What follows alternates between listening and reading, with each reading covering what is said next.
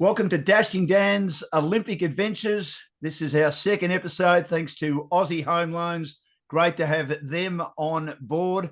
And our second guest, after having Glenn Mitchell last week, legendary sports broadcaster, is an Olympic gold medalist from Sydney in 2000. Very emotional time for him and his family, and also for the man that he rode with in the Madison. It was the first ever time that the Madison was an Olympic event. We're talking, of course, of Scott McGrory, who now is a very respected commentator and will be part of the host broadcaster at the Paris Olympics in a few weeks' time. Scott, I really appreciate your time. Thanks for joining us on Dashing Dan's Olympic Adventures.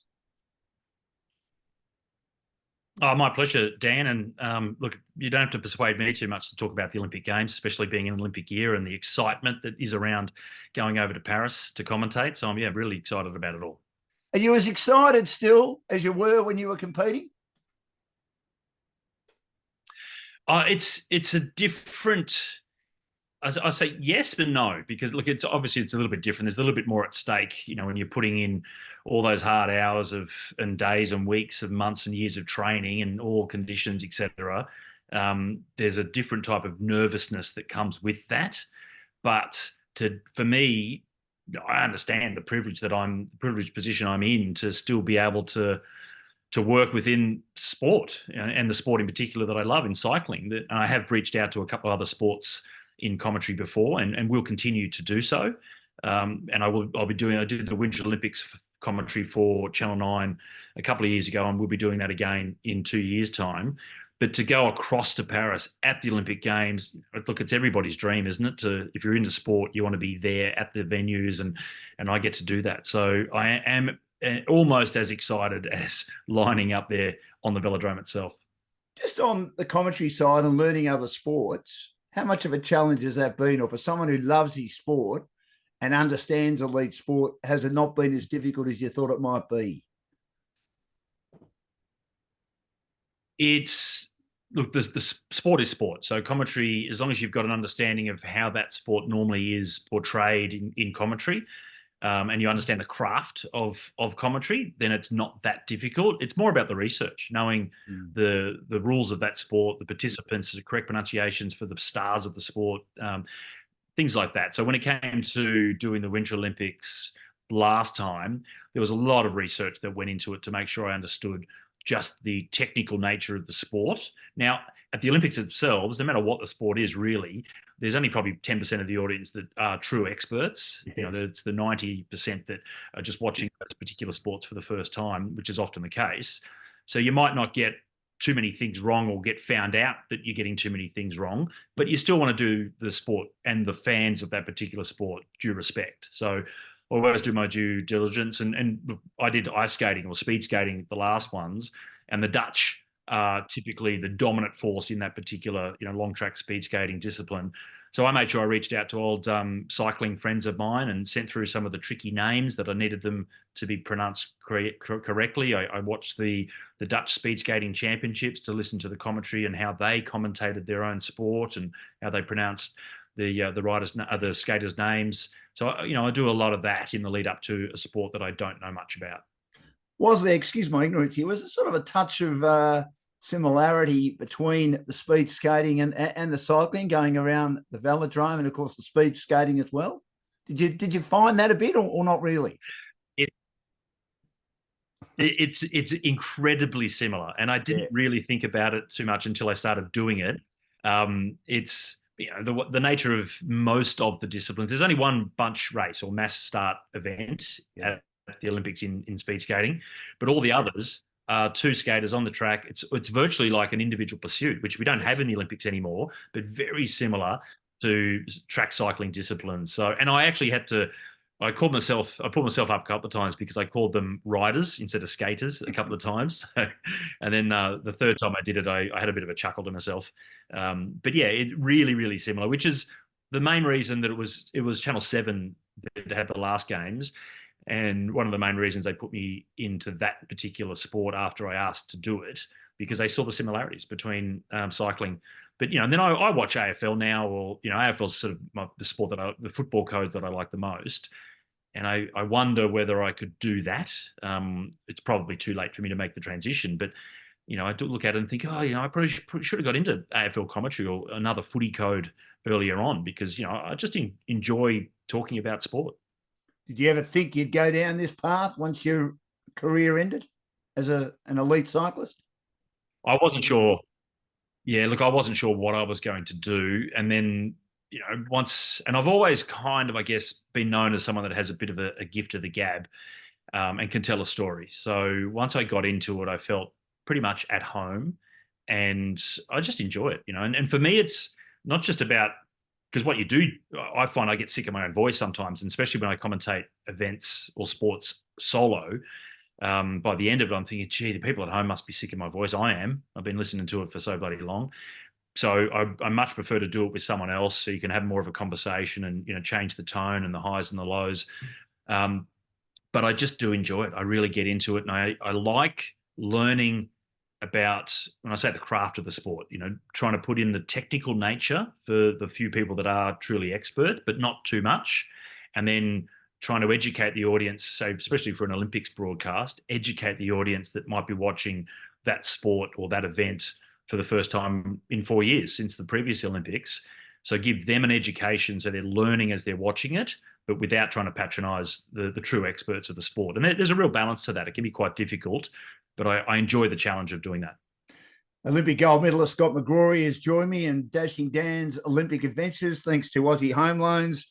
Their areas of expertise as they deal with anyone in Australia. They've got clients in every state and every capital. They do Zoom as well, include purchasing a property, owner-occupied or investment, building a property portfolio, refinancing, and also debt consolidation. 2 Olympic Games, one as a teenager, one as a guy who was 30 years old, who'd been involved in a family tragedy, which we'll get to in just a second.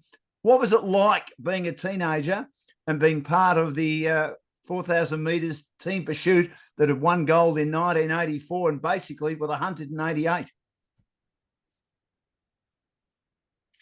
Yeah, it's really intriguing when I step back from myself and my own career and look at those 2 games. They were two very different people. That represented an 18-year-old kid. I had no idea. Like, I truly didn't understand at that age, which is very different to today's 18, 19, 20-year-olds that are into professional cycling. They're so better educated about their bodies, their nutrition, and how to perform well. We didn't back then, and I certainly didn't. I was a kid that came from Queensland, grew up on the Gold Coast, won lots of races as a youngster. It seemed pretty easy, made the national team. The next year happened to be the Olympics, made the team pursuit team and went off to the games.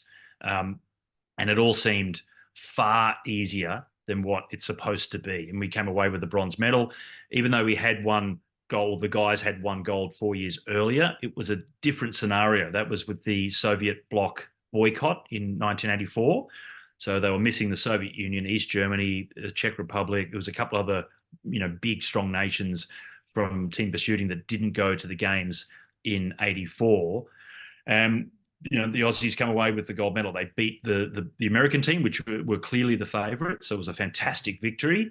And then 4 years later, the Soviets, the East Germans, they were all back. So we actually were told by our coach going into those games that we should be looking to try and finish third. A bronze medal is what was the goal that we'd really set ourselves.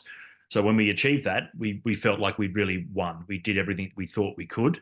Now I look back on that now and think, well, maybe if we kept training every single day, thinking we could still win, maybe we would have gone a little bit better. I don't know, but it wasn't until after the games that I really got an understanding of what it truly does take to get to the Olympics. Normally, it was for me it was quite unusual to go to a games with really not understanding what it's supposed to take and how hard it's supposed to be. And look, I missed the next Olympics. I didn't get selected for '92. I didn't even bother to try out for '96. So it was 12 years later that I got to go to my next games. And by then, I was a very different person, very much a different adult and an athlete, much more mature. And I truly, by then, understood how hard it is to be at that level and get another chance to go to an Olympics. How gut-wrenching was it, considering you'd been a bronze medalist in '88 to miss out in '92? And then why didn't you bother in '96? Well, look, I was really disappointed. I truly felt that I was So I had gone out of the team, and I had a falling out with the coach at the time, and personality clash. I was too young and immature to really understand my role in that. And then I was asked to come back into the training program for the 92 games. And I'd made a commitment to myself to do everything that was asked of me, train my ass off, and just really work hard to be back into the team. And I truly felt like I had done that. But it turned out later that the coach didn't have any indication or any inclination of wanting to put me into the team. He really just wanted me to bolster the numbers in training and make the training environment more competitive. So to the point where the top two riders in that team, my teammates, friends, and peers, they told me after the selection that if they had selected the team themselves, they would have put me at number 3 or number 4, and 8 riders were chosen out of the original 12, and I wasn't one of them. So, that was really disappointing for me. So I was quite disillusioned after that and didn't want to be involved with the track program at that level ever again. So 96, I didn't even try because I knew that same coach wouldn't bother to select me. Whether I was good enough or not, it didn't matter. I just knew he wouldn't select me. And then, I started a professional career, lived in Europe, started doing Madison racing in Europe as a professional. And by the time the Sydney Olympics came around, the Madison had been included into the games for the first time. And I was the most qualified and most experienced Australian in that field or in that particular discipline. So the same coach, came back to me and asked me if I would come back in and help the team qualify through the World Championships to get into the Olympics, which I said yes to because I wanted to obviously ride the games myself. And the rest is history. I told him, look, there's a lot of issues that I had with him previously, but I'm a different person now. I'm an adult. I'm a professional. It's all water under the bridge. Let's move forward and win gold. No names, no pack drills, but I think you know who I'm talking about. Did the coach play favourites?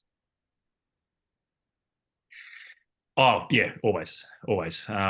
And Why in though? an unfair way. So if look, sometimes I guess it's just easier. And look, the favourites, when you say play favourites, it often wasn't like for like. So whoever the best person was or the best rider at the time was the favourite, and they got special treatment. But if he didn't like you or if he didn't think you were slightly good enough or whatever, then he made it really difficult for you to survive in that environment. So, and most of the riders that left, and I'm one of the very few that was able to then pick myself up and go on and be successful. Most of the riders that left the program back then disappeared, and I truly think that that's what he wanted, was for them to not pop back up again. Now, a better scenario, of course, would be to leave them wanting more, let them know that perhaps they didn't fit the program, but they're still a good athlete. There's still perhaps a profession for them within the sport somewhere. Keep training, keep working hard, and who knows, in the future, you might come back and be a part of the team. And then if they did come back, then he can claim that as his success. But it wasn't that case. Most of the riders that left the program or were kicked out left the sport completely. So I was a little bit unusual in that regard, that I did continue on and have some success. Did you do it in spite of him in some ways, Scott, if you don't mind me asking? In coming back into the team and Look, winning that gold medal, you were determined to prove him wrong? Oh, not so much him. It was more for me. Really was more for me. And there were times when you sit down and think about it and think, oh yeah, stuff, whoever. But it's too hard a sport, and this goes for so many sports. Throw in triathlon and rowing and marathon athletics. There's so many difficult sports that that kind of motivation I don't think gets you up every morning to do all the hard work and the hard training. There'd be moments in training where you think, yeah, I'm proving people wrong. But in general, I think you've got to have that inner drive yourself to get yourself up every day to do the hard yards. It's too hard a sport. And I say this to some of the younger athletes as well. And they start talking about the money that's earned in some other sports compared to some of the Olympic sports. And you look at, say Europeans, soccer, football, golf, tennis, these sports. None of the top athletes in any of those sports are motivated by the money. That's not why they're doing it. It's too hard to get yourself out of bed every single day to train as much as they do, regardless of the sport, because there's a paycheck at the end of it. people don't at the top level do not participate at that level because of the financial benefits. It's because of their own passion and drive to be the best they can be. Australia went 16 years without winning a track Olympic gold medal, 84, the pursuit team, then you and Brett winning the Madison in 2000. Did that have a lot to do with the coaching structure without going on too much about that? Shane Kelly should have won and would have won in 96, of course, but his foot fell out of the pedal. Yeah. Yeah, true. Yeah, and there are lots of situations like that. Yeah, that was that was incredible. Shane's a very good friend of mine, so that often comes up in conversation, especially when you're talking about the Olympics and different disciplines. And that was a travesty, wasn't it? I guess at some point, and I'm not pointing fingers at that lack of wins to the coaching staff. We had a really solid program. Like there was an incredibly strong structure and program that we had since '84 through to sort of late 2000s that did bring a lot of success. I think there were some other factors that came into it as well, but not just purely coaching. I think for sure there would have been a role to play there. I think the system changed after 2000, and we had immediate success. If you go through to 2004, we won 6 gold medals at the Olympics in cycling in general. So yeah, there was an immediate change once that the coaching hierarchy moved. So I think there is something to be said about that, but I wouldn't put it all onto the coaching staff. No. You in favour of the centralised program, or do you think if someone's good enough? And that was the debate too at the time. I remember being in Perth working for the ABC, Scott and Glenn Mitchell, who was on the program last week, legendary cycling commentator. He was against the centralised program, that if you were good enough living in your home state and you were more comfortable living in your home state, you shouldn't have to move to Adelaide. What was your view on all of that? Yeah. Oh, I don't disagree with that. I think a centralised hub can work. It does work. It has worked, but it shouldn't be exclusive. If a rider doesn't want to be there, and what they do now is the Adelaide is still the centre of our high performance program, but the athletes can come in and out. They don't have to be there the whole time, especially the track endurance riders, the sprinters. It's a little bit different with our sprint program because they're so dependent on doing specific strength and weight training every day, particular track sessions. So they do a lot more specific work where they need to be with a strength and conditioning coach and their pure track sprint coach. So they kind of need to be all together at the same place more often. But I was part of the track endurance program. And, these days they just come in for training camps. They go home, have their, it's for their own well-being. It's great to be home around family and friends and then just go in for these training camps. And I think that's created a much better program. And I see now with the AIS in Canberra, big, funding boost has come back to the program there as well. So that'll be interesting to see how they spend that money for the best benefit of the sports. I think for some sports, it might be better to be in a centralized program, but for others, I think decentralized certainly can work as well. Yeah. Olympic gold medalist.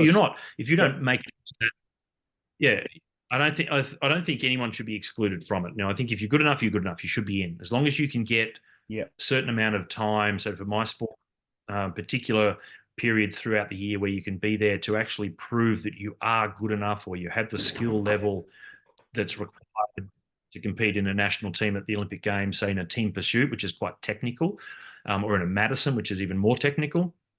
You have to be able to prove that to the coach. You have to be able to demonstrate that in training over a period of time, but not necessarily 12 months. So I don't think people outside the program should be excluded. Olympic gold medalist Scott McGrory is my guest on Dashing Dan's Olympic Adventures for Aussie Home Loan. And Aussie Home Loan can deal with anyone in Australia. They've got clients in every state and every capital, and they do Zoom as well. And they've got over 25 lenders as well. Now, Scott, as you said, you got into the Madison. Why the Madison? Was it something you're always interested in? It is actually. So I as a kid growing up on the Gold Coast, I ordered online. Well, not online. I ordered through the mail. Must have been through a bike magazine back then. Some VHS videos of European races, and one of the things I was really intrigued with was the European 6 day racing scene. And we had one of the absolute greatest of all time that participated in that, Danny Clark from Tasmania. Mm. And so I started watching these VHS videos. I had the World Championships, track and road.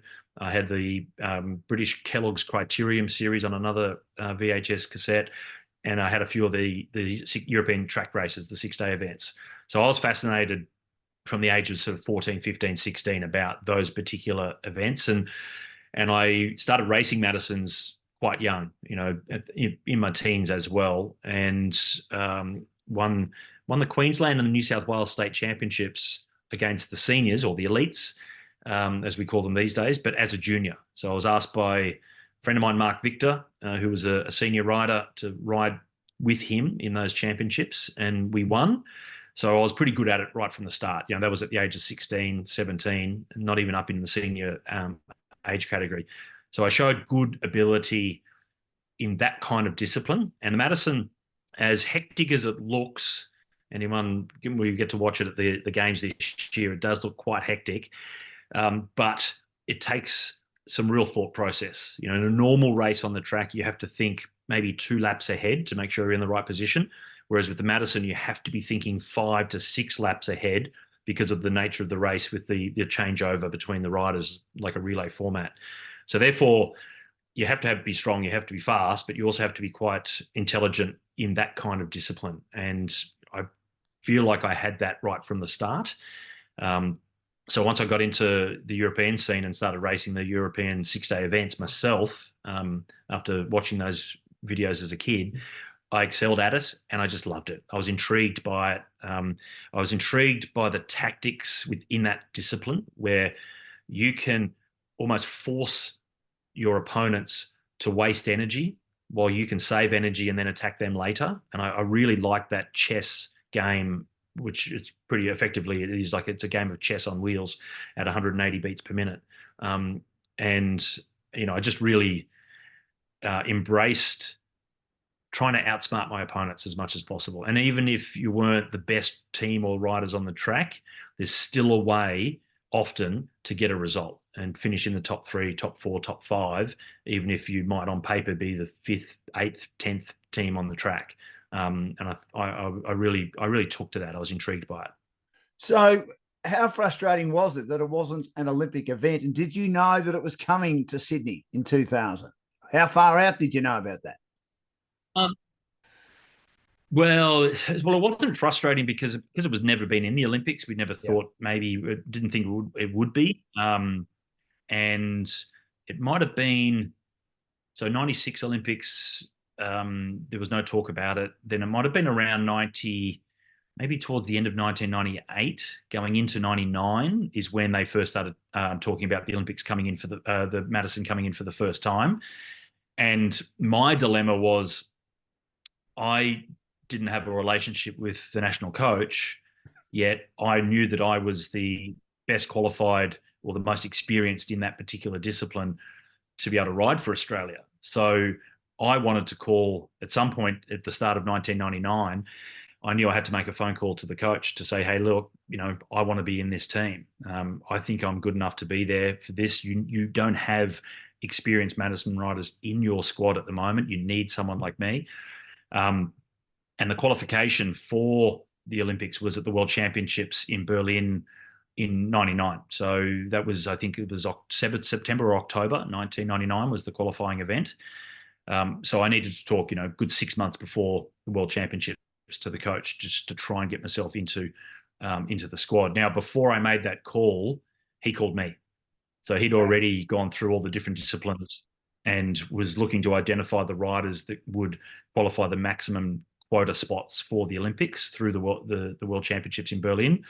And when we got to the Madison, because I was a professional in that particular discipline, he penciled my name down as someone that he did need to talk to. So he called me and asked me, not if I'd ride the Olympics, but if I would ride the World Championships to therefore hopefully get a reasonable result and qualify the 2 spots required to ride the Madison at the Olympic Games, so, which of course I jumped at. So absolutely love to do it. So it was all about qualifying the team, not so much qualifying the rider. A little bit like rowing, you've got to qualify the boat, don't you? And then you pick your team afterwards. So obviously the coach, and just on that, how surprised were you? We've touched on this a bit, but how surprised were you when he rang you? No doubt you would have been a bit nervous, thinking, I've got to ring him. I've got to find a way to ring him, knowing the relationship wasn't great. But when he rang you, was there a feeling of relief? Oh, absolutely. Absolutely. Look, I was over the moon, delighted and relieved in that that I felt like it was a little victory for me, that I didn't have to go back to him with my tail between my legs. It was like, good, right, okay, that's done now. He did that. So I give him credit for for making that call in the first place. So yeah, it was great. And then we had a meeting, and I brought it up, and this is the difference, I guess, between an 18-year-old kid that didn't know what he was doing to a 30-year-old or 29-year-old mature athlete by this point. And I said, look, there's been a lot of water under the bridge. As far as I'm concerned, I don't care about that. We're here for a different goal. We're different people, a different time in our careers. And it's a home Olympic Games. I feel that I'm qualified to get a great result for Australia. We'd already spoken about teaming up with Brett Aiken, which was by far the best choice of everybody else that was in the squad. There was really no other question that it was Brett and I that would fill those two spots. And with that, I was confident that we were going to be good enough to do well. And I said, it's all guns blazing, full steam ahead from here, regardless. We'll just do what it takes to try and win in Sydney. Why Brett? Of course, he was a silver and bronze medalist in the 4,000 metre team pursuit as well. What was it about him that you thought he'd be your best partner? Well, so for the team pursuit requires a particular type of energy system and power output, which he obviously had in spades. But the Madison, as I said, is a real thinking person's race. So you have to be fast, you have to be strong, but you have to also be very intelligent in that type of racing. And Brett and I were very similar in that regard. Like he might have been slightly stronger and slightly quicker perhaps than me, but I was stronger and quicker than all of our opponents anyway. But we both were smart riders. We knew how to read a race well. If it's like a football player, like a midfield player or a key forward, they can just read the play. They know where the ball's going, or they know where to put themselves to make sure the ball comes towards them. And that's the way I look at it in the Madison. There are riders that can just observe and understand where they need to be and how they can manipulate everybody around them to put themselves in the right position to go for victory. And Brett really had that. Very intelligent rider, and had obviously incredible speed, incredible strength, and for a long period of time had the highest ever recorded VO2 max at the AIS in Canberra. So, and I think that was global as well. So I think it was only maybe 10 years ago or so, a few cross-country skiers were able to score higher VO2 max than Brett Aiken. So he had all of the characteristics and physiology required, which made it a great combination. Scott McGrory, Olympic gold medalist and renowned cycling commentator, heading to Paris for the 2024 Olympic Games for the host broadcaster Channel 9, is my guest on Dashing Dan's Olympic Adventures for Aussie Home Loans. For the uninitiated, Scott, the Madison looks complicated. Would it be fair to say it's a bit similar to the points race and a bit similar to the 4,000 metre team pursuit, or am I way off the mark there? Oh, it's similar to the points race. It's that, but it's a points race as a relay. Yeah. So that's what makes it really complicated. Is you've got half of the two-man teams, doing, rather than handing over a baton, you're just grabbing each other by the hand and doing a hand sling to throw them in, which in itself is complicated. And it's difficult to do that if you've never done it before. But then once you get the skills, it's almost like dancing on the bike, and it's the sling rather than a throw. And it's fun. Like, it's really fun to come off a hand sling. You come in at maybe 40, 45 k's an hour, come off a hand sling and go straight up to 60 to 70 k's an hour, on a velodrome, tight, steep banks. It's really good fun. But as the changeover happens, the person that's going out of the race, that's changing over to their partner, they decelerate as quickly as the rider coming in accelerates. So if you're not concentrating, riding behind that two riders that are about to make a change, you can quickly find yourself running up the back of a rider that's just slowed down in front of you off the back of a change. So that creates crashes, a lot of hectic situations. And then the deeper you go into a race, the more tired the riders all become, then the more concentration is required. And that's when a lot of the crashes happen towards the end, when the lesser riders are unable to concentrate enough and get themselves in tricky situations. And look, at the World Championships last year, I commentated the track events in Glasgow, and the World Championship was run at 59 kilometres per hour average speed. Wow. For 50 Ks. It's incredibly fast, and these, they're not in the time trial. You see the like triathlon time trial handlebars for extra aerodynamics. They're on normal track bikes, rear disc wheel. So it's not as if they're in the most aerodynamic positions. It's just the nature of the changeover relay effect and the hand slings has them averaging around 60 Ks an hour for 50 Ks on a velodrome. It's just extraordinary. I've seen it a couple of times. It not only looks extraordinary, it looks dangerous. Now, World Championships, talking of crashing 2000, Scott, you did crash and you only just qualified. That must have been frightening, A, for crashing, and B, frightening that you nearly missed out on being part of the Olympic Games in an event you were pretty confident you'd do well in. Yeah, absolutely. And it was interesting in that so Brett and I, if you go even further forward past the Olympics and a few other events, we didn't race together that often, but we had an incredible strike rate. So we won a World Cup together. We won a big international Madison in Cologne in '99 as well together. We won the Olympics together. We won a couple of Bendigo Madisons, which is the biggest Madison event in Australia. But we didn't actually race that often together. And one of the times that we raced together where we didn't win was those World Championships at '99 as the qualifier for 2000. And we were in the silver medal position with 10 kilometres still to race. It was a 60K race back then, 240 laps. So we'd just done 200 laps, and then he crashed and unfortunately landed on his noggin, split it open, knocked himself out unconscious. And I then had to go into the race on my own and complete the last 10 kilometres. So, going into a relay race for 10 Ks after racing 200 laps and not get dropped, still be able to stay in there, which I was able to do, fortunately. And then the top 14 teams at the World Championships qualified automatically for the Games. And by the end of it all, we went from second down to 13th. So we only just scraped in. However, when I was warming down after that race, I was on the home trainer just warming down, and I saw this years later when I was researching to do a corporate talk and trying to come up with things and what I was going to talk about. And I came across this quote that I gave, and then as soon as I read it, I remembered exactly where I was on the rollers inside the velodrome, just warming down. Brett had gone to hospital, didn't really know his condition at this point, and they said, "Oh, finished 13th at the Worlds. You qualify for the Games. What does this mean?" And I said, "Well, as long as Brett and I are paired together for the Olympics, barring an accident, which is what we just had, barring an accident, we will win gold." And in cycling, you don't say that. Like, you don't typically, if you watch any interview of any cyclist, they don't say before an event that I am going to win this. They always talk themselves down. Why did you I say? remember reading it thinking, well, when I reread the quote, I thought, God, you sound like an arrogant twat. But then I remembered the scenario, and it was really just, it was less arrogance. It was more just confidence that I knew that Brett and I were a team that can win. We definitely can win gold. If we don't crash, barring the roof falling in, we should be able to win. And yeah, all said and done, we dominated the Games 12 months later.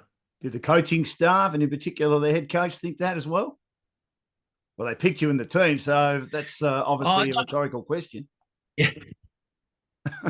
Yeah, look, I guess he did. I suppose he did. But look, he was also fully focused on what was happening with the team pursuit. That was really his baby, was the team pursuit event, which unfortunately didn't go as well as they were hoping, which Brett was in that team. But, Brett and I were having lots of conversations in the lead up months to the games where he said that he felt more confident about our position in the Madison than he did in the team pursuit. He truly felt that we had a better chance of winning. So he was even doing extra training without telling the coach that was specific for the Madison, outside of what they were doing in the team pursuit. And the Australian team were infamous for the amount of training that they did in the team pursuit. But Brett was then picking himself up and doing extra training on top of that and not telling anyone, just to prepare for the Madison.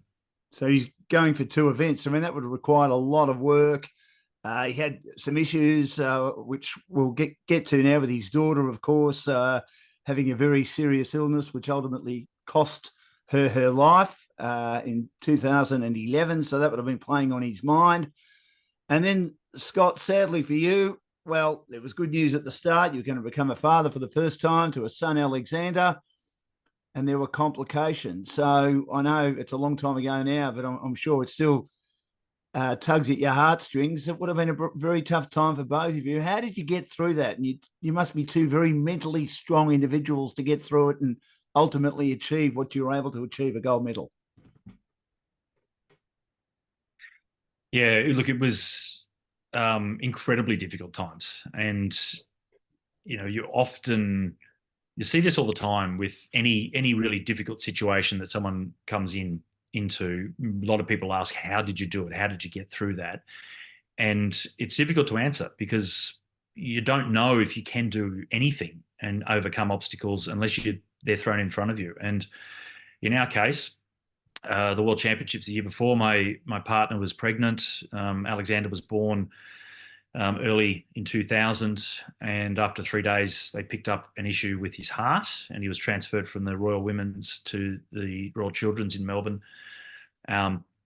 And he had heart issues that required lots of surgery, and he was only a little tacker, so it was quite difficult.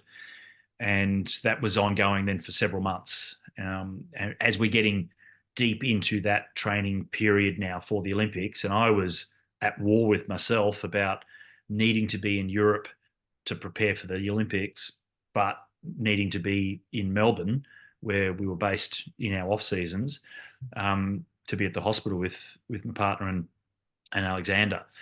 And then at a point where he appeared to be nice and stable, and the doctors were confident that he just really needed to grow a little bit more before they had more surgery, and he'd never left the hospital. He was in ICU the entire time. We made the tough decision for me to go back to Europe and continue training. Otherwise, the Olympics were going to be worthless. I might as well have pulled out of the team had I stayed back here. So it was a really tough call. And I went back to Europe. I'd been there for about a month when I got the phone call to come back because more surgery was required, and the doctor was really nervous about the procedure and what was going to happen. So I flew back and got to Singapore airport knowing the operation had already happened, called my partner to find out how things had gone. And she told me quite bluntly that they nicked a valve in his heart. He went into cardiac arrest. He's on life support, but effectively he's gone. And they don't expect him to make it through the night. Now, I was to get on a plane in Singapore 3 hours later to fly to Melbourne. So even that was in itself was just traumatic, to try and find some privacy in an international airport. And I was a mess. I was just bawling, having heard what had just happened. And then eventually got on the plane, flew to Melbourne, expecting to get to the hospital to a deceased baby. And fortunately, I arrived and had 45 minutes with him before he passed away. So he held on for that long. Yeah, I'm sorry, mate. So at least I got to say goodbye. Yeah, that's okay. So at least I got to say goodbye. And within the next couple of days, and there's no script, there's no one telling you what happens now after a situation like that. So within the next couple of days, I said that it was going to be too difficult to go to the games. I'm just going to give it up. I won't be able to train hard after what had happened. And then plenty of conversations were had, and I was convinced to at least try to go on. And I guess the benefit of hindsight now, it would have been tragic if I hadn't had gone on to the games. Of course, we got to win gold in Sydney, but where would I have been at mentally had I had just given everything up because of that? So you get to the end of that year, would have had nothing at all, and still, my son uh, wasn't going to be with us. So we went back to Europe and continued on. Really difficult times. The training was up and down. It was quite traumatic. Some days I felt unbelievably strong and inspired, and then other days I could do 20 minutes on the bike and go home and cry. How much So did with Brett that, support you? How much did Brett support you, knowing that he was going through his own? Brett was good. At home. Yeah. Brett was great. So Brett, now I was living in my place as a professional, in Europe, in Germany, whereas he was with the national team. So we didn't get to see each other very often, but we kept checking in to see how things were going because, his daughter, the year before, only the end of the year before, was diagnosed with Rett syndrome. They were coming to terms with what that meant, very debilitating disease, and so they were dealing with that. Brett seemed to take real inspiration from Ashley, his daughter, and trained unbelievably hard through that whole phase. Whereas I don't know, I was in a different scenario. I was in a different headspace. I could train really well some days and poorly on others. So I didn't really admit to Brett that I was struggling mentally through that period because I didn't want to upset his confidence. But effectively, my self doubt really started to creep in because I wasn't training as much as I was hoping to. So by the time I got to Sydney, despite Brett's amazing support and my professional team support and family, friends, everybody were around me as much as possible to help and support me, which was amazing. It's the only reason that I did get to Sydney in the end. But once I did get there, I had this realization that I don't think I've done enough. I think I'm going to let everybody down that had got me to this point. And that really came to a head going into the velodrome. We said our final goodbyes to our families, and then I went into the track and thought, I can't start this race with this mindset. I truly felt that we were going to lose. And I hadn't said anything to Brett. I, again, didn't want to upset his confidence. I just wanted to make sure that he felt. So I was saying all the right things to Brett. I was talking about tactics, what we're going to do, what the other teams are going to do, how do we look out for this, and what we're going to do. So he was fully confident that we were in great headspace. And I was a mess. I was an absolute mess. So once I went into the velodrome, I thought I made the decision. And these are one of those really strange things. You don't think about it at the time as much as later when you look back and reflect.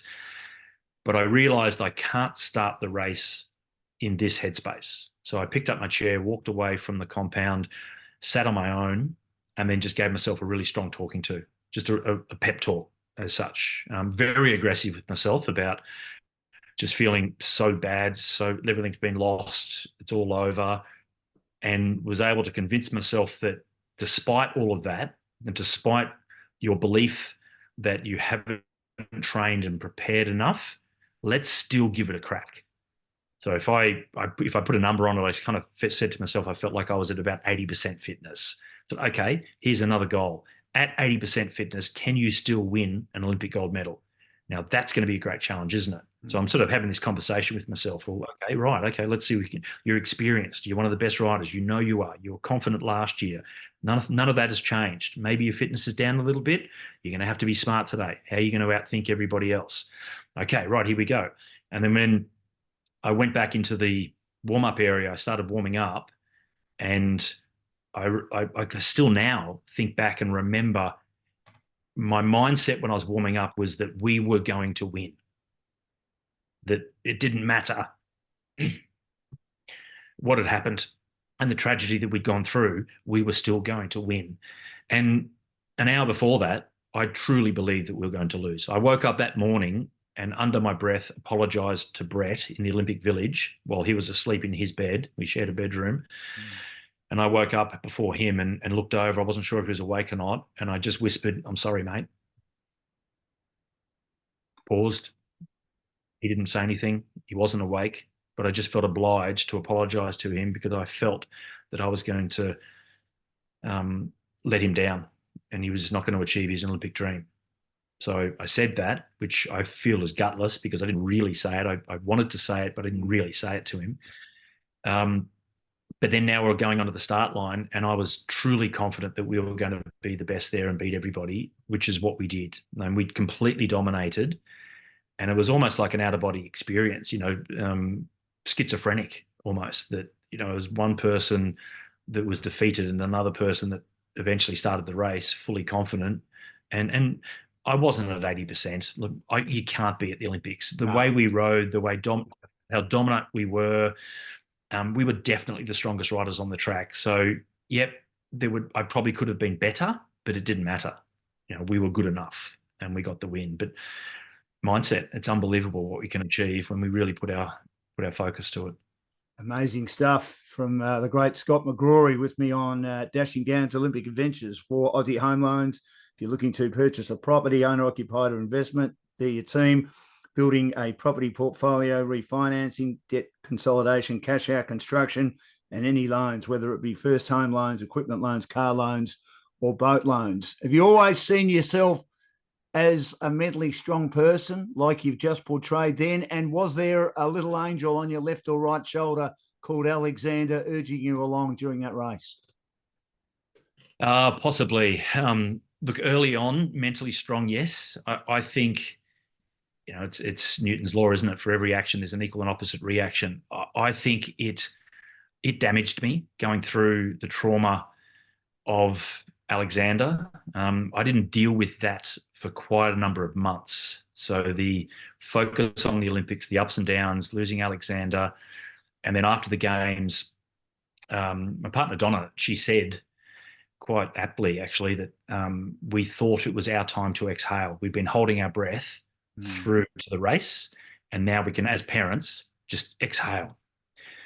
But we didn't get the chance because first track gold medal in 16 years, home soil, fantastic achievement, and the Sydney Olympics were just such a special thing for everyone. So media functions, I did the road race a week later, so I was in the road team as well. And then I went immediately into another event. The Herald Sun Tour was on after the Olympics, then back to Europe to start racing the European 6-day scene again. So I was really busy, which felt like a great distraction. But it all came to a head the following January when I was back in Europe on my own for the first time. And I spent a couple of nights at my apartment in Germany in between races. And it was actually the first time where I had spent more than one night alone since Alexandra had passed. And I was a mess. I just broke down. Everything just flooded out. And then I had to pick myself up and go to the next event, which, I won the next race. It was another 6-day event. Amazing. And each night I was good on the track. And every time I went to a different event in Europe after the Olympics for that next sort of 12 months, people would come up and congratulate me, friends and colleagues that I hadn't seen. And that was pepping me up all the time. So then I was really good on the track. Then I'd rush back to the hotel each night because I knew I needed to get there to just cry. And I would just break down in the hotel room and cry until my roommate would come back. And I'd hear, his car come in the driveway at the hotel. So, okay, compose myself again. Always trying to be strong, not letting anybody know that I was struggling and hurting. And then he'll come in and say, hey, man, gee, you were strong tonight. Yeah, thanks, Eric. Yep, going well. It's all good. Next day, back to the track, strong, riding well, rush back to the hotel, just bawl my eyes out again. And then, got through that week and won. But that up and down over that amount of time really did hurt me. And, I think it cracked me a little bit mentally. And it's been other challenges that have come up since then. And I broke my back in a race and trying to come back from that, and had a glandular fever, and eventually my career ended earlier than I was expecting it to be because it all just got too hard. It got too hard to get out there and train all the time and do everything that I used to love doing. I think it all sort of came from that. I think it broke me a little bit, and I wasn't able to work as hard as I used to, and then ended up deciding to walk away from it. And you've got two lovely daughters now. You've been given that opportunity, Scott, to be a father again. What's that mean to you? Oh, they are amazing. So Maddie and Leilani, just amazing young people. And Maddie is 21. She's just spent Wow. a season in Whistler, skiing and working like a ski bum over there in Good on Canada. her.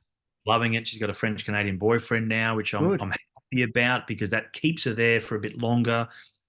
She's struggling financially. They don't get paid much, but she's having fun. But I wanted to tough it out. I wanted to Good. be there and get through all that adversity and grow and not just give up and come home. And then Leilani, who's 15, just a beautiful, beautiful, beautiful young lady, but just going through her teenage years. So we butt heads all the time. You're So welcome to my world when my daughter was a teenager. Yes. yeah, so that's the challenge I've got to come up with now and look, with all of our experience and all the adversity and all the tough times that we've gone through and all the mistakes that we made as teenagers and kids, they don't even see it. They don't care. What would you know, Dad? You were never Correct. 15.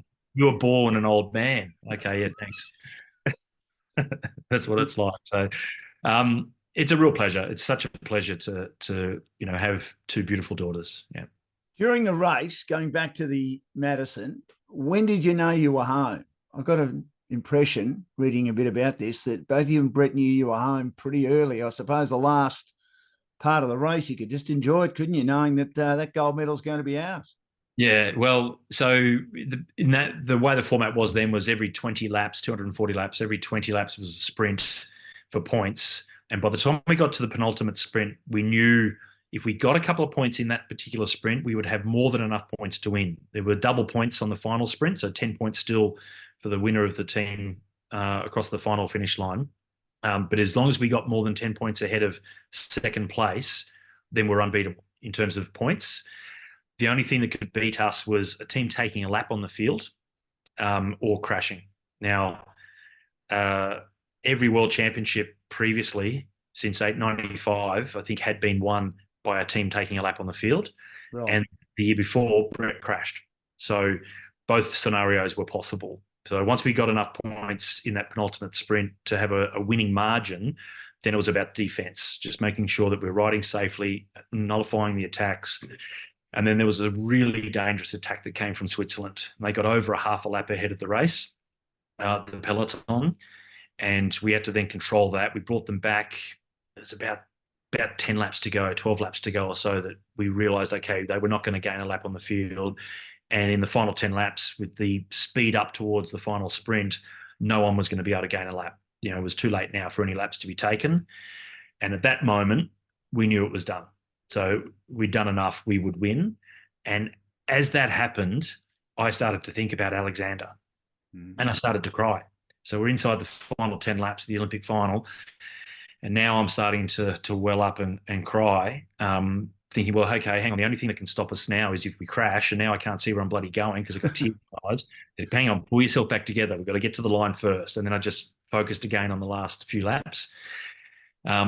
And then when you cross the line at the end, as euphoria, we're just ecstatic. So just that roller coaster of emotions of being in the zone, trying to win, trying to be better, getting to the point where we can't be beaten now, and then everything else just sort of tumbles in on top of you, thinking about how hard it is to lose a child, but then having to push that aside again. And then all I wanted to do was just get to the fence. I just wanted to see my family, just wanted to see my partner, and just celebrate that moment. And again, and exhale, just be grieving parents for a little while. You mentioned a bit earlier, Scott, that people told you that you need to go back and after the death of Alexander and get ready for the Olympics. Was there a specific person who said to you, come on, you're that close. I know this is tough, but you've got an opportunity here? Yeah. That was my partner Donna. Going through obviously the same grief, the same challenges, and perhaps even more so. Being a mother, but she was the one that said, no, you go back. So I think she thought, if you don't do it, again, you get to the end of the year and Alexander's still not going to be with us and you won't have gone to the Olympics. And this is something that I would probably then regret for the rest of my life. So at least let's just go back and try. Now, it may have been, yes, that, but also her wanting a distraction as well. Like, let's get back to Europe. Let's get back to where we've been living for the last bunch of years and into our regular routine again. And then it would give her something to do to help, me every day, on this path. So it could have been a bit of both. But I'm glad she did. She had that courage to convince me to turn it around. Now, the Swiss, of course, finished second, and there was an Australian in their ranks, Matthew Gilmore. So was that an advantage or a disadvantage to have him in that team, because he missed out on the Australian team and he decided, well, I'm going to jump ship and go to another country? The Swiss have welcomed him with open arms, and he's done a great job to get a silver medal. So was it a help or a hindrance? Well, it was Belgium. He was running for Belgium, I should say. Belgium. My apologies. The Swiss were the last big attack, but the Belgians. Right. So they won the final sprint, which gave them the 10 points. I think they jumped from 4th to 2nd in that final sprint. Yeah. And what had happened with him is, so Matthew Gilmore, and he rode with Etienne de Wilde, a Belgian guy, but Matt was born in Ghent, in Belgium. So his father, Graham, was one of that previous generation of 6-day riders. So he was a star in the type of racing that both Matthew and I became pretty good at ourselves. So Matt was born in Belgium. Now, he was in that original squad in 92 for the Olympic Games that I missed out on. So he was in the original cull down to 8 riders, but then he was then the next one to go. So he didn't go to the 92 Games. And within the next period, that same national coach told him that that he's not good enough to ride international level team pursuit, but he's good at racing the Tasmanian Christmas carnivals, which is where he's from. So he should just go back and Tassie carnivals. Now, this is a guy that had a father that was one of the world's best and had true ambition, was a brilliant bunch race rider. So the Madison points race, these sorts of events. And he thought, well, no, I'm better than that. I don't want to just go back and ride local races. I've got more ambition than that. So he then looked into the fact that he was born in Belgium and whether the Belgians would be interested in taking him on board. And they jumped at the opportunity. The first World Championships that he rode for Belgium, he won the Madison along with Etienne de Wilde. So he became some world champion. This is 1998 now, so we've moved forward a few years from then. But so someone that was told that wasn't good enough to be a part of the Australian team went on to be a world champion in another discipline within the sport. And of course, his partner was 42, wasn't he? Extraordinary. With. So that's quite old. Yeah, quite old for cycling, but just an experienced, crafty rider. So really smart, really intelligent, and obviously still physically good enough to get the job done. And it wasn't having him there. Didn't help or hinder. So he was just an opponent. We knew Matt really well. He wanted to beat us. We wanted to beat him. No quarter was given. And on the day we were the better team. I certainly feel for him in that he became a world champion for another country. He got a silver medal at the Olympic Games for another country. Now, had he stayed within the Australian program, then it may have been Brett or I that may have missed out, or the three of us fighting for 2 spots. So it made it easier for us that we didn't have to have that level of competition between the 3 of us, and we're all good friends. Good. I certainly feel for Matt in his scenario, somewhat similar to mine in that I didn't get to 92 or 96, whereas he had to change countries to have another go and then proved himself right. So he did really well. Do you think coaches are less old school than the Australian cycling coach in the 90s and early 2000s? I mean, he obviously had a plan he thought would work. It didn't work as well as you would have liked, no doubt. And you either liked him or you didn't like him, but they seem to have changed a lot, haven't they? Coaches in all disciplines, in all sports, especially at an elite level. Yeah, absolutely. They have. And that was a different time, and I certainly don't criticize the training. And we had, by today's standards, we were doing training that actually doesn't make any sense. But we didn't know that. They didn't know that. It was all an experiment. We're all trying new things, different things. And we were doing far more in certain areas that we should have been doing, which was probably more detrimental to our performance. But we didn't know. So I don't criticize that with the benefit of hindsight. Not at all. The challenge with a modern day coach now is it's still an elite sport, right? It's still incredibly difficult, and there's no fairness in sport. Just because you're a nice guy doesn't mean you get to win. You have to want it more. You have to ride harder, train harder, work harder at whatever it is in your sport and discipline.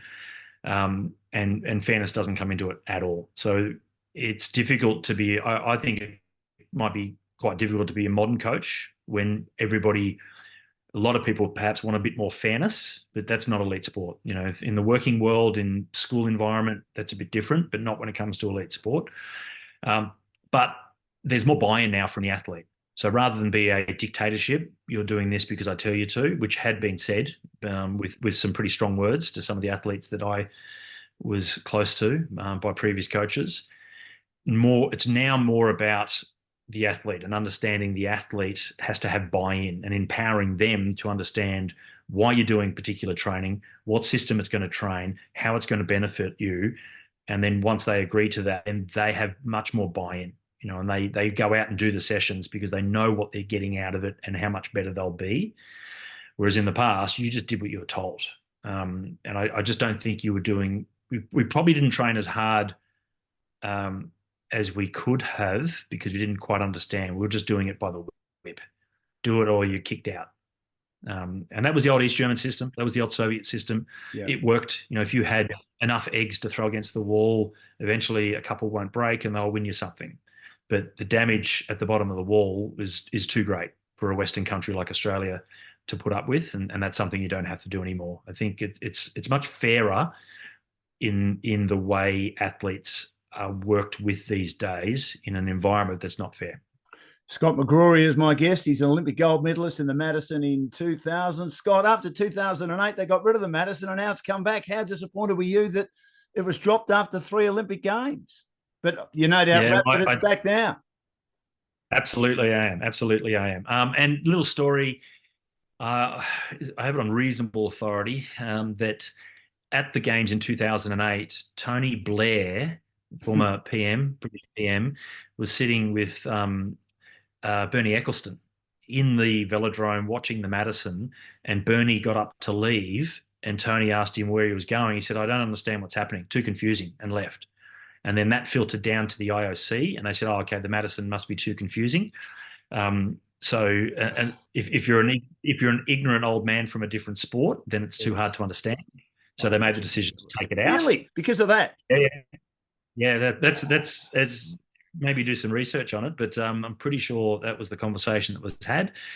So they took it out, and then now it's come back, and it's like anything, right? If you've got good commentators, they can explain what's going on. If you're trackside and you can really, you know, with good commentary, you understand it.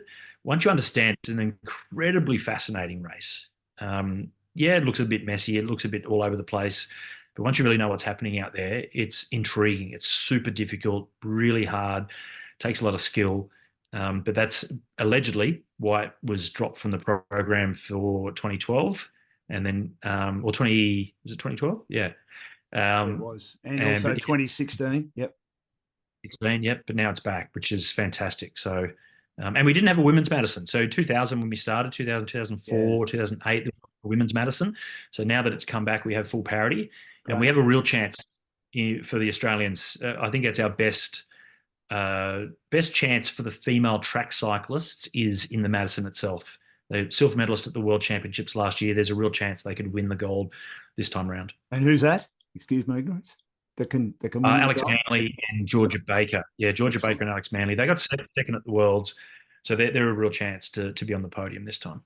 Just on that, how do you think Australia will go in the track cycling and also the road cycling? We've had success over the years. We've had some surprise successes. I know 1992 will go down as a great memory in the women's road race.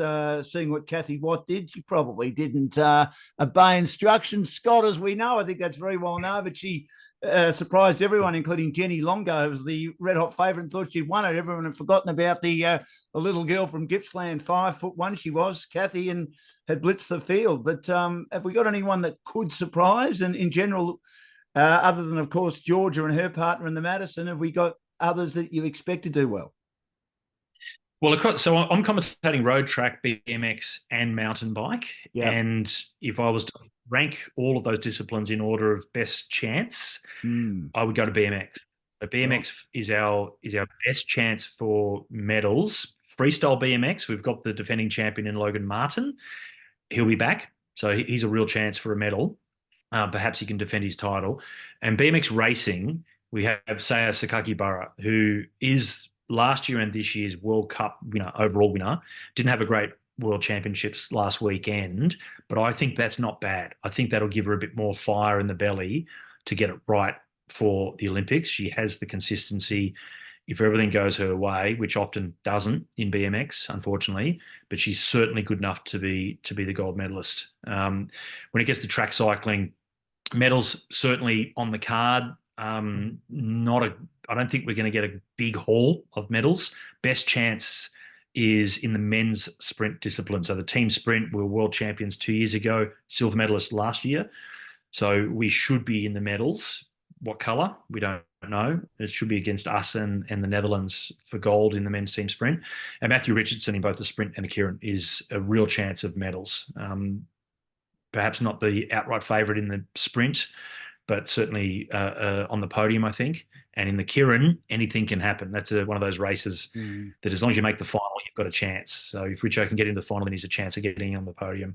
Road races, men's and women's, really tough for us this time because we only have 3 riders in both road races for the men and women. So that really limits our options. Michael Matthews, good chance, though, for the men. And I think it's Grace Brown in the time trial is a really good chance on the road. So she was 4th last time at the Olympics in the time trial. So I think she's good enough to get on the podium this time around. Now, you're based in Bendigo. Why is Bendigo such a great cycling city? It's got a wonderful velodrome that you've been heavily involved in for a long time. Yeah, it's interesting, isn't it? Country town that has a great heritage. And if you go way, way back, every country town had a bike track, not a beautiful, pristine indoor velodrome, but some kind of flat track around the footy oval or cricket oval. And they've sort of diminished a little bit over the years, and the club scene isn't like it used to be. But Bendigo seems to have held on to a pretty strong tradition within cycling, and they've got a funny shaped track, outdoor track here. It still has, they still have races every Thursday night, and the Bendigo Madison is still continuing. It was back for the first time since the pandemic this year, which is great. And the beauty of maybe going through one set of traffic lights, you're out of town, and that's it. No more traffic lights for the rest of the ride. That helps. And I guess success breeds success. You've got to, whether it's success in terms of Olympic level or international level, or just the fact that you've got lots of group rides, lots of riders in this town, that more people keep coming through it. Like I've seen so many young kids coming into the bunch rides in Bendigo whose fathers were riding, years and years and years ago. So, that's the next generation that are coming through and the third generation coming through. And that's just kept it alive. It's a really good traditional cycling town. Yeah. And I'm not from here originally. I married into Bendigo. Yep. But I come from the Wodonga region originally. I grew up on the Gold Coast as a teenager, and then moved everywhere, Adelaide to Europe to America to all over. And now I'm here.